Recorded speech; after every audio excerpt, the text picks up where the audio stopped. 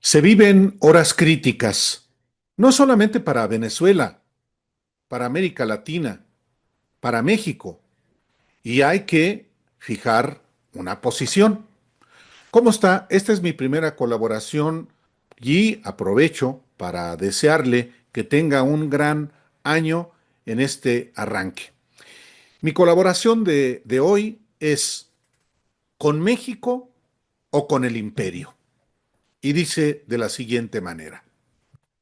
Como en la invasión militar de Estados Unidos a México en el siglo XIX, cuando nos arrebató más de la mitad de nuestro territorio, y en la del siglo XX con la dictadura de Victoriano Huerta y el embajador Henry Lane Wilson como su consejero clave, los mexicanos enfrentamos ahora mismo una latente intervención del gobierno y del ejército más poderosos del planeta a nuestra soberanía e integridad territorial, cuyas amenazas reiteradas una y otra vez por Donald Trump exigen una definición sin vacilaciones ni tibieza.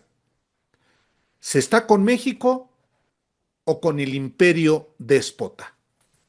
Sin alardes, pero con valor civil, y más allá de la imposibilidad de una invasión militar de Estados Unidos que por estrategia niega la presidenta Claudia Sheinbaum, este momento histórico compromete a todos los mexicanos, los que aquí vivimos y los que habitan en cualquier lugar del planeta, a tomar una postura inequívoca ante la prepotencia de Trump y su reactivado imperialismo. No es una definición a favor del gobierno, sino de la nación y de su soberanía. Es simple, ¿se defiende a la patria o se está en contra de ella? Después de la invasión militar de Estados Unidos a Venezuela para secuestrar a Nicolás Maduro, su presidente, con el fin principal de apoderarse de la principal reserva petrolera del mundo mediante una ocupación militar que puede ser más cruenta, como con descarado cinismo lo declaró explícitamente el propio Trump el mismo día de su acción criminal, las amenazas se han multiplicado contra otras naciones de América Latina y particularmente contra México en el marco de la explícita reactivación de la doctrina Monroe y el imperialismo más crudo y asesino, a veces con el pretexto del narcotráfico y en otras solo porque les da la gana, como ahora que pocos creían que lo haría y lo hizo. Estados Unidos no ha tenido nunca límites ni escrúpulos en su política expansionista, pero ahora no tiene ningún contrapeso en el mundo, en cuyo reparto son cómplices las potencias China y Rusia, pero también la ONU, un organismo tan sometido e inservible como la OEA en el hemisferio.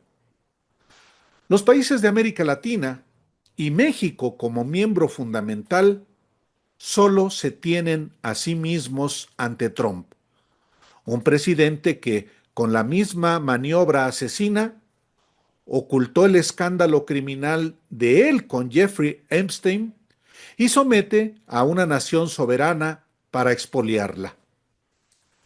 A todo el mundo ha quedado claro ya que la invasión del ejército de Estados Unidos a Venezuela, que incluyó una matanza de decenas de militares y civiles, no busca ni siquiera la farsa de la democracia, sino el vulgar negocio, como el que hacen ahora la familia y aliados de Trump desde el poder. A los que imploraban la intervención militar y le ofrecieron todos los recursos naturales de su país, como María Corina Machado y sus aduladores de allá y de México, el presidente estadounidense les ha dado una patada en el trasero. Aún así, ella se le sigue arrastrando y lo felicita por la firmeza y determinación en el cumplimiento de la ley, cuando la invasión que ella imploró es la más descarada violación al derecho internacional y del marco legal de su propio país. Sí, los vendepatrias son iguales en todas partes, y no hay duda, los traidores a la patria se van al basurero de la historia. Pero la oposición en México, sobre todo los más vendepatrias, se niegan a verse en el espejo de sus similares de Venezuela. Los pronunciamientos institucionales de PRI y PAN, así como los ideólogos y las figuras de la ultraderecha, aplaudieron o simplemente omitieron toda alusión a la criminal invasión militar de Estados Unidos y los asesinatos que cometió. Pero en su inmensa estupidez y entreguismo, además, imploraron una acción análoga contra México, su gobierno y su presidenta legítimamente electa, Claudia Sheinbaum. El propio PRI renunció a la política de unidad nacional ante toda amenaza externa que, por más demagógica e interesada que fuera, implicó al menos una definición patriótica.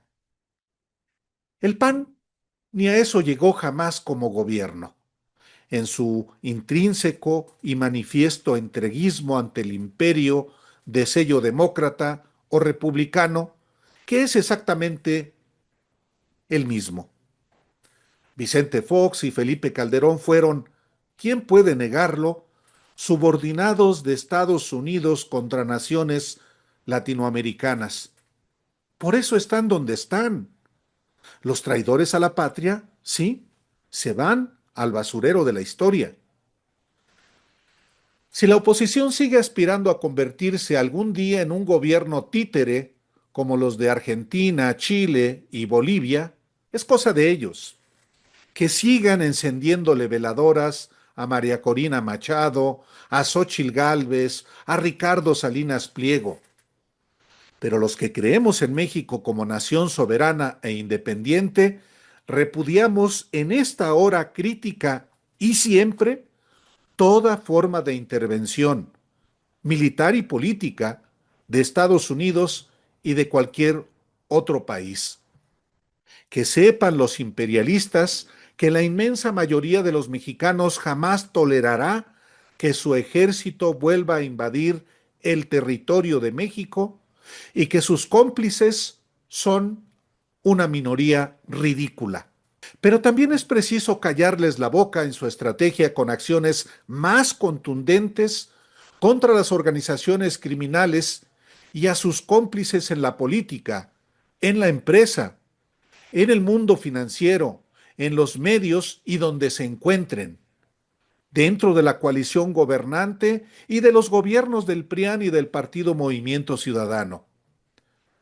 La nueva estrategia de seguridad nacional de Estados Unidos, que reivindica la doctrina Monroe de que todo el hemisferio esté bajo el control de ese país, implica una política de más fuerza por la vía diplomática, la imposición de sanciones y el despliegue militar e invasiones y ocupación de países como ahora ocurre en Venezuela y que apunta a Cuba.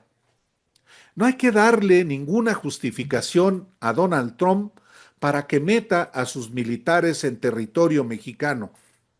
Y eso implica cero tolerancia a los criminales y a los corruptos, tanto a los que trafican con droga como a los delincuentes de cuello blanco de todo signo político. Hasta ahora, no se olvide, el más prominente narcotraficante de las altas esferas del poder político de México es Genaro García Luna, mano derecha de Felipe Calderón y prominente cuadro del PRIAN, de quien periodistas y medios fueron propagandistas cómplices. Gracias hoy.